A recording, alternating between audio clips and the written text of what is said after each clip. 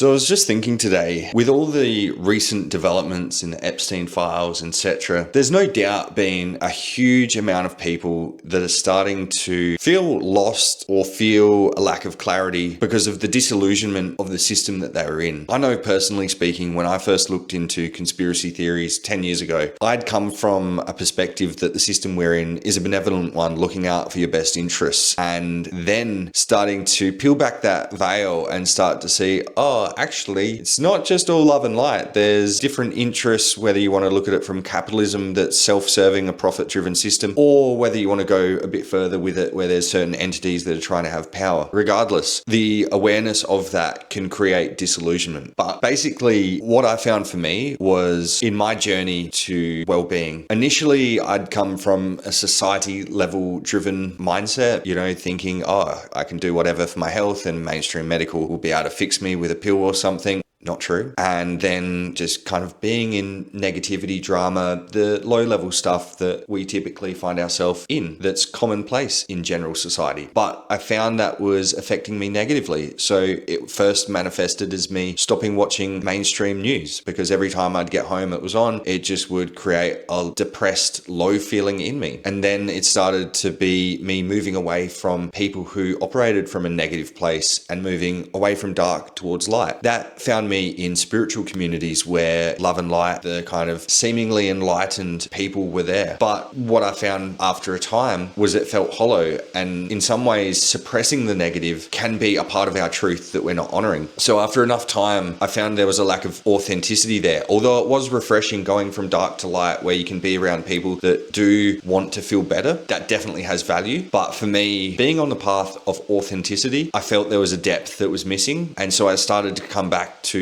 mainstream society, working in construction and other jobs, and I found the level of raw expression quite refreshing. But obviously having these faculties of not engaging in drama, not engaging in egoically driven behaviors, had me feeling like my character had leveled up. So that progression was a healthy pathway. I think the benefit of that journey was that all happened prior to COVID and everything that's happened since. So I was able to navigate that on my own and have that awakening that allowed me to withdraw from the belief in a benevolent system, to see there's shades of grey and not everything's positive or negative. It's not good or evil, that simultaneous truths can occur at once. And where that really served me was during the whole COVID and onwards. I could see certain things playing out that I didn't opt into. But the thing was, during that initial phase of looking into conspiracy theories and starting to be like, wow, my mind's blown, this is a whole new realm of existence I didn't think could exist, that then replaced mainstream media at one point, where I was on this drip feed of what's the thing that's happening next? What's the hope? Who's going to release files? Who's going to,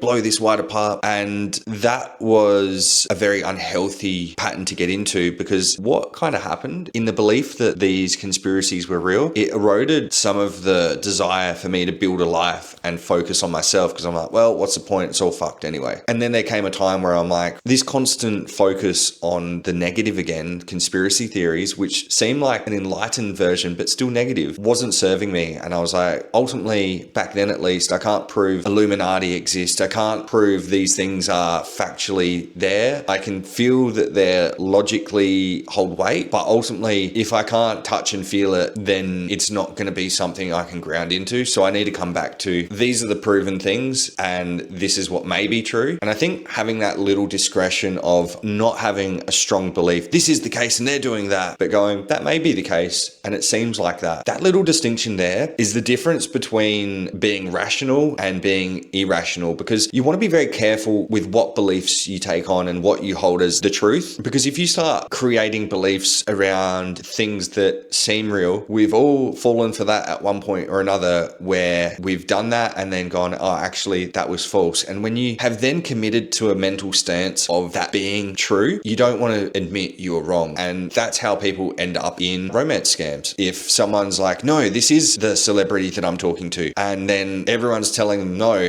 they've committed to that belief and they don't want to even admit to themselves that they were wrong. Now, that's obviously a very extreme example, but there's many other subtle ways that can happen. So I guess I just wanted to have a bit of a spiel around awakening, spiritual belief, the journey that one goes on with disillusionment of the system, because that's probably more prevalent now than ever, and just share some insights that have come to me over time to help ease the journey, really. Yeah, for me, it took a few years of integration, and in this day and age with so much information out there, it could be a rocky journey. So if I can share any stabilizing guidance, that would be amazing.